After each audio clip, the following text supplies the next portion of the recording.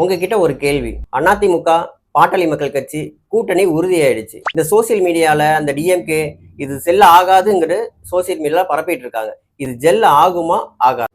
இயற்கையா அமைஞ்ச அதிமுக பாட்டாளி கூட்டணியை பத்தி 200 ரூபாய் கொத்தடிமைகள் அப்படியே சோசியல் மீடியாவில் கதறிட்டு இருக்கிறான். இது ஜெல்லாகாது, புடுங்கிட்டு போயிடும், இதனால எங்களுக்கு எந்த பாதிப்பும் இல்லை. ஏன்டா உங்களுக்கு பாதிப்பே இல்லையா? அப்புறம் ஏன் இப்படி கத்துறீங்க? எடப்பாடியார் தான் ஒரு மிகச்சிறந்த ஆளுமை அப்படிங்கறத நிரூபிச்சிருக்கிறார்.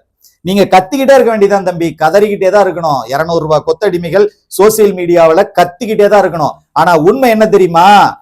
அதிமுக பாட்டாளி மக்கள் கட்சி கூட்டணி உறுதியாச்சுன்னு சொன்ன உடனே அங்க துரைமுருகனை போய் கேட்டு பாருங்க, அப்படியே ஒட்டு மொத்தமா ஆடி போயிருக்கிறாரு.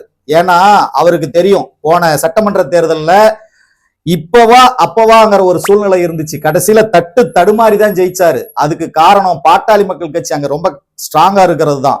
வட மாவட்டங்கள்ல ஒரு மிக வலுவான போட்டிய திமுகவுக்கு கொடுக்கும்னா நிச்சயமா அது பாட்டாளி மக்கள் கட்சியால முடியும். பாட்டாளி மக்கள் கட்சியும் அதிமுகவும் சேர்ந்து இருக்கிறது அன்பழகனோட தூக்கத்தை கலைச்சிருக்குது. இன்னைக்கு பாத்தீங்கன்னா துரைமுருகனோட தூக்கத்தை கலைச்சிருக்குது, நம்ம பொன்முடியோட தூக்கத்தை கலைச்சிருக்குது. ஏன் பெரம்பலூர்ல இருக்கிறாரு பாருங்க சிவசங்கர், அவரோட தூக்கத்தை கலைச்சிருக்குது. காரணம் என்னன்னா இங்கெல்லாம் அடர்த்தியா வன்னியரின மக்கள் வாழுகின்ற பகுதி. அவங்க எல்லாரும் சேர்ந்து இப்போ அதிமுக பாட்டாளி மக்கள் கட்சி கூட்டணி வந்த பின்னாடி இது கீழ்மட்டத்துல இருந்து ஜெல்லாகும். இதைத்தான் எடப்பாடியார் இயற்கையான கூட்டணி அப்படின்னு சொல்றாரு. நிச்சயமாக எதிர்வர இருக்கின்ற 2026 சட்டமன்ற தேர்தலில் வட மாவட்டங்களில் மிக பெரும்பான்மையா அனைத்து இந்திய அண்ணா திராவிட முன்னேற்ற கழக கூட்டணி வெற்றி பெறும். இது மட்டும் இல்ல, இன்னைக்கு சாயங்காலம் டெல்லிக்கு பிளைட் ஏறாரு எடப்பாடியார். வரும்போது இன்னொரு நல்ல செய்தியோடு வருவார்.